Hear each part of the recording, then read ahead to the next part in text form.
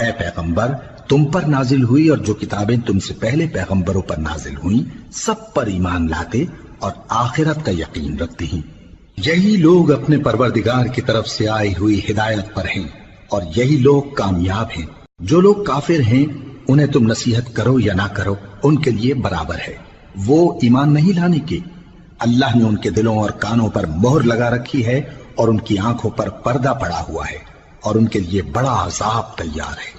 اور بعض لوگ ایسے ہیں جو کہتے ہیں کہ ہم اللہ پر اور روز آخر پر ایمان رکھتے ہیں، حالانکہ وہ ایمان نہیں رکھتے۔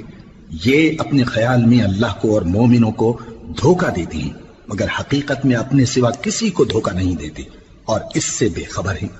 ان کے دلوں میں کفر کا مرض تھا، اللہ نے ان کا مرض اور زیادہ کر دیا اور ان کے جھوٹ بولنے کے سبب ان کو دکھ دینے والا عذاب ہوگا۔ اور جب ان سے کہا جاتا ہے کہ زمین میں فساد نہ ڈالو